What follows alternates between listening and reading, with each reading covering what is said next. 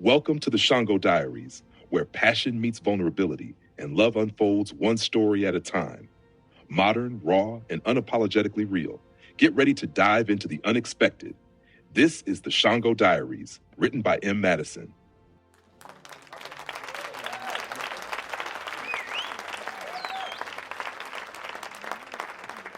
Hey everyone, and welcome back. Episode 7 already, wow. I know, right? Time flies. Thanks for sticking with us. Don't forget, hit us up on email with your questions. You know the drill, shangodiaries@gmail.com. So this week, we're going way back. Like New Year's 2008. Yeah. And we're going to be diving into someone's life during this time, Monica.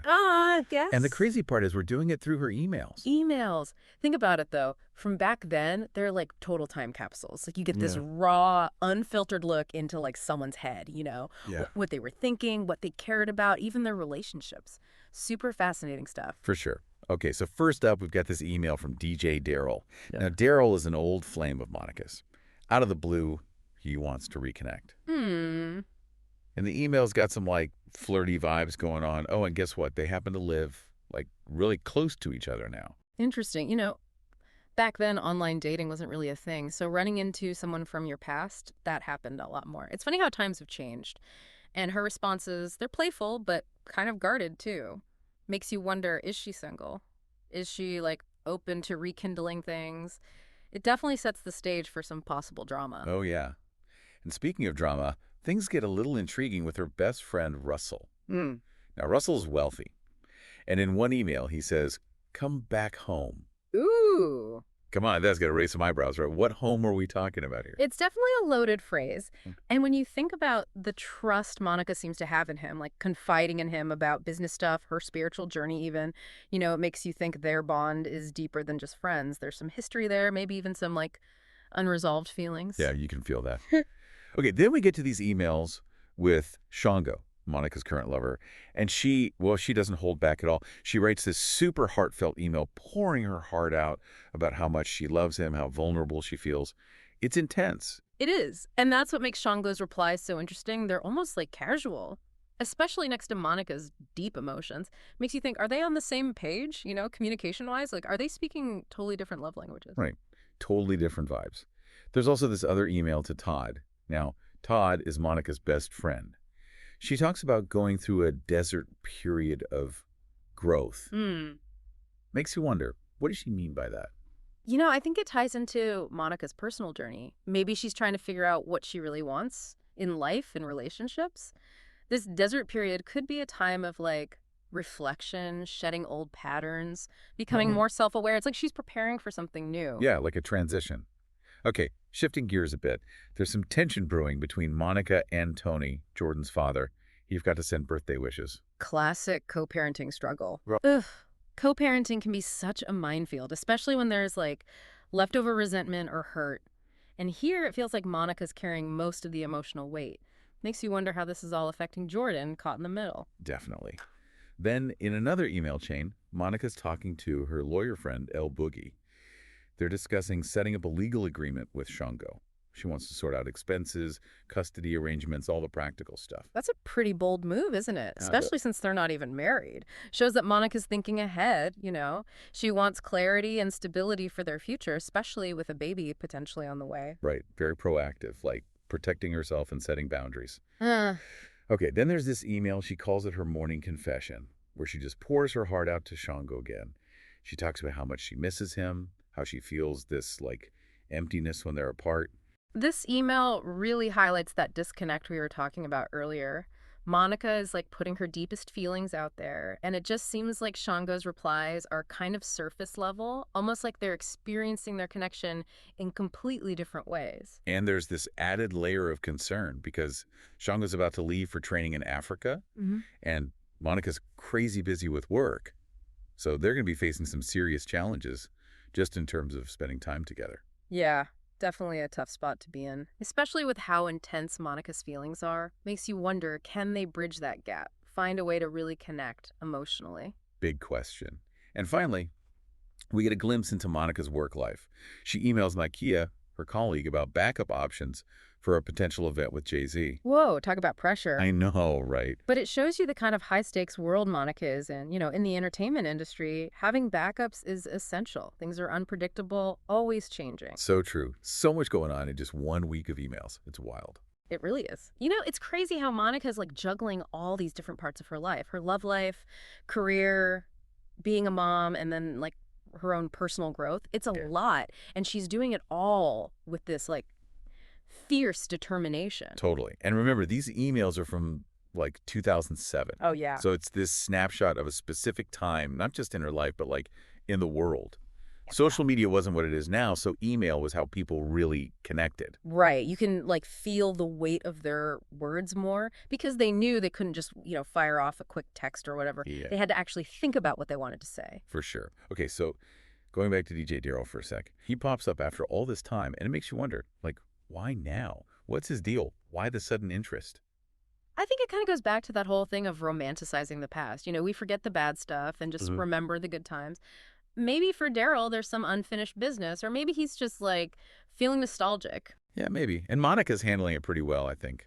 She's flirty back, but you can tell she's not like getting swept up in it. Yeah. She's learned from her past relationships and is more cautious now. Yeah, she's definitely not letting her emotions completely run the show. She's aware of the potential risks, especially with, her situation with Shango. Speaking of Shango, I want to go back to that come back home line from Russell. I mean, it's such a loaded phrase, and it makes you think about their friendship, like what's really going on there. Totally. And remember, they've got history. They went on that one date years ago, but decided to just stay friends. So this email could be hinting at some, like, leftover feelings on his side, maybe even a longing for something more. It's definitely possible. And Monica's so open with him. She shares her business ideas, her spiritual stuff, even her, like, anxieties. It's a deep level of trust and intimacy that goes beyond your typical friendship. Right. It makes you wonder if she's like looking for something that Shango might not be giving her, whether it's emotional support, understanding, or just someone who truly gets her. Maybe. Okay, but let's be real. Huh. It's the emails with Shango that are like the core of this whole thing. Yeah. You can feel the intensity of Monica's emotions, her longing to be with him, her vulnerability. And that's what makes the difference with Shango's reply so noticeable. It's like he's kind of missing the emotional depth of what she's saying. Like that comment about the 4-inch heels, for example, it feels so superficial next to Monica's heartfelt declarations. Yeah, and that communication gap, that could be a major problem down the line. Especially with Shango about to go to Africa. Long distance is hard enough as it is, but when you're not even on the same wavelength emotionally, it's like asking for trouble. And then you throw in the stress of co-parenting with Tony. The whole forgotten birthday thing just highlights how much they're struggling and how that tension is probably affecting Jordan. It's a good reminder that relationships don't exist in a vacuum. Everything's connected. Your love life, family life, personal growth, it all impacts your well-being. So true. And then in the middle of all this relationship stuff, Monica's making some big decisions, like that legal agreement with Shango. It shows she's thinking ahead, wanting to protect herself and her future child. It's smart. And it takes guts. It's not about being cynical or distrusting. It's about being practical. Yeah. And making sure she's got stability and security. Right. And it's interesting because even though she's being so proactive and making these like tough choices, you can still feel her vulnerability, especially in that morning confession email. Yeah. That email is raw. It's honest. It's like she's dropping all her defenses and letting Shango see her true self, even if it scares her. It really does. And it makes you think, is Shango even capable of seeing her like that? Does he actually appreciate how deeply she feels? That's the big question, and it's something we'll have to keep exploring as we go deeper into these emails. I mean, it's just crazy to think these emails give us like this super personal view into Monica's life. Like back then, before social media took over everything, email was how it was done. It's true. It was definitely slower, a more like deliberate way to connect. People actually took the time to write, to really express themselves.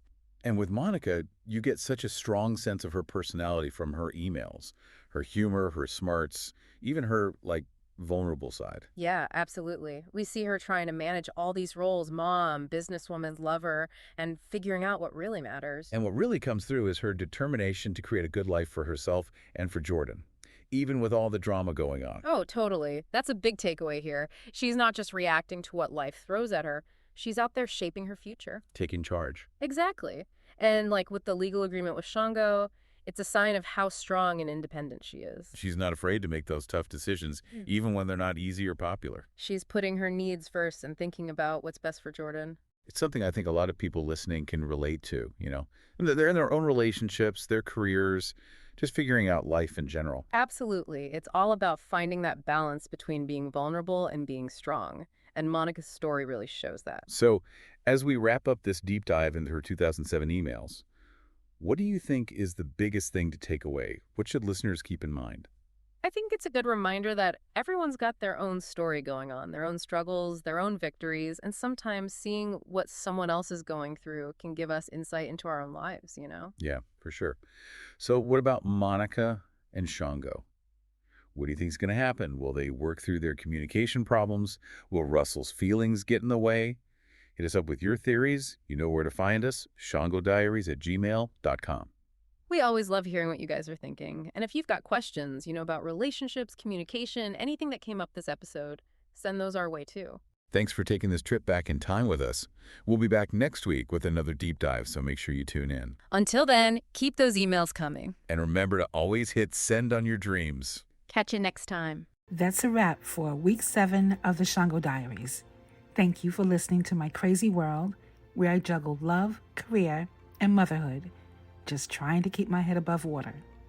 From family plans to complicated relationships, my life is as real as it gets. Now what's next? Stay tuned for more laughs, love, and life lessons in the Shango Diaries. Like, share, and subscribe to keep up.